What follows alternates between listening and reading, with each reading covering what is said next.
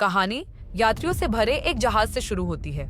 1999 में एक विशाल जहाज आव्रजन कंपनी के स्थापित ट्रैक के अनुसार पूरी गति से चल रहा था और जहाज पर विभिन्न देशों, विभिन्न भाषाएं बोलने वाले, विभिन्न जातियों और यहाँ तक कि विभिन्न वर्गों के 1000 से अधिक यात्री सवार थे। जो लोग प्रथम श्रेणी का किराया दे सकते थे, वे आलीशान हॉल में बिना किसी लड़ाई झगड़े के आजाद घूम सकते थे। सामान्य लोग जो केवल गरीबी में जीवन यापन कर सकते थे तथा गरीब लोग जो सबसे कमजोर थे, वे कड़ी मेहनत से केवल अपना श्रम बेचने का ही विकल्प चुन सकते थे।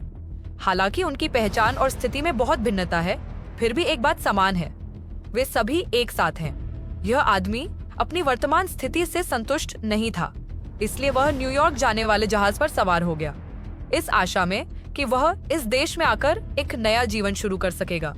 हालांकि लंबे समय से मंजिल तक केवल 7 दिन शेष हैं, लेकिन हर किसी का मूड शांत नहीं होता है, क्योंकि जहाज के हर कोने में एक डरावनी अफवाह है।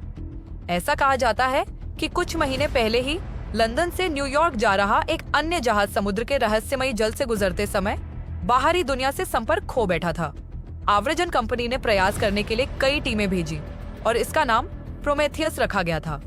उन्होंने श्याओमी को पत्र लिखा और न्यूयॉर्क में मिलने के लिए सहमति जताई। वह उसे अपने पिता के जीवन के बारे में कुछ रहस्य बताने जा रहा था और उससे किसी पर भी भरोसा न करने को कहा। हालांकि जब श्याओमी मंजिल पर पहुंची तो वह जहाज के साथ गुप्त रूप से गायब हो गई। श्याओमी खुद को यह समझाती रही कि उसका भाई ठीक हो जाएगा। लोग अभी भी हॉल में थे, उन्हें डर था कि उनका जहाज भी संकट में पड़ जाएगा। एक टोपी पहने हुए आदमी ने यहाँ ऐन माहौल को तोड़ दिया। उस आदमी के कपड़ों और चेहरे पर जख्म के निशानों से यह बताना मुश्किल नहीं था कि वह लून का एक गरीब आदमी था, क्योंकि उस समय समाज में जात पात संबंधी कठोर नियम थे। ये धनी लोग अपने से निम्न स्तर के लोगों की सहायता के अनुरोधों के प्रति बहुत गुस्सा थे और कोई भी उनकी सहायता करने को तैयार नहीं था। इससे पहले कि वह व्यक्ति स्थिति की गंभीरता को समझा पाता, वहां पहुंचे सुरक्षा गार्डों ने उसे घसीटकर बाहर निकाल दिया। हालांकि यह स्पष्ट रूप से नियमों के विरुद्ध था। मानव मस्तिष्क का अध्ययन करने वाले एक डॉक्टर के रूप में करिश्मा उस आदमी को मरते हुए नहीं देख सकती थी, इसलिए वह चुपके से डेक तक उसके पीछे गई और चुपचाप कैद आदमी को रिहा कर दिया। फिर वे दोनों जहाज के होम पेज पर आए।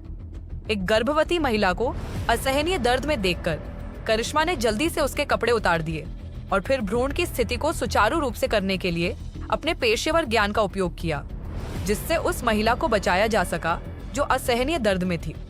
हर किसी ने तुरंत उसकी ओर आश्चर्य से देखा, लेकिन करिश्मा के सीमा से बाहर के व्यवहार ने अभी भी निर्देशक में असंतोष पैदा कर दिया। इससे पहले कि वह महिला की मदद ले पाती, वह दौड़कर प्लेटफॉर्म पर आ गई और उसे एक गुप्त टेलीग्राम थमा दिया।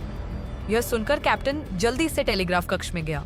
नोट पर दी गई जानकारी स्पष्टतः समुद्री निर्देशांकों की थी। क्या यह सचमुच बहुत समय से लुप्त प्रोमेथियस का संदेश था? सभी को यह बात अविश्वसनीय लगी, क्योंकि सामान्य ज्ञान के अनुसार यदि लापता जहाज कुछ महीने पहले अपने रास्ते से भटक गया होता तो धारा उसे उत्तर की ओर बहा ले जाती, लेकिन वास्तविकता इसके विपरीत थी। वहां अजीब सा माहौल लग रहा था, लेकिन कप्तान को जरा भी अजीब नहीं लगा। सभी के विरोध के बावजूद उन्होंने दृढ़तापूर्वक जहाज को निर्देशांक की दिशा में रवाना होने का आदेश दिया, क्योंकि हालांकि उम्मीद कम थी, फिर भी उनका दृढ़ विश्वास था कि जहाज पर जीवित रहने की संभावना होनी चाहिए। पूरी गति से 7 घंटे तक नौकायन करने के बाद आकाश में धीरे धीरे अंधेरा होने लगा था। उनसे कुछ ही दूरी पर लंबे समय से खोया हुआ क्रूज जहाज सचमुच प्रकट हो गया। बिना कुछ सोचे समझे चालक दल ने प्रोमेथियस का ध्यान आकर्षित करने के लिए तेजी से आकाश में फ्लेयर्स दागे, लेकिन आकाश पहले ही स्पष्ट रूप से लाल हो चुका था और विपरीत जहाज से कोई प्रतिक्रिया नहीं आई। ऐसी सतर्कतापूर्ण स्थिति का सामना करते हुए दाफू ने सुझाव दिया कि मामले की सूचना कंपनी को दी जाए, ताकि मामले से निपटा जा सके और जोखिम लेने की कोई आवश्यकता नहीं है।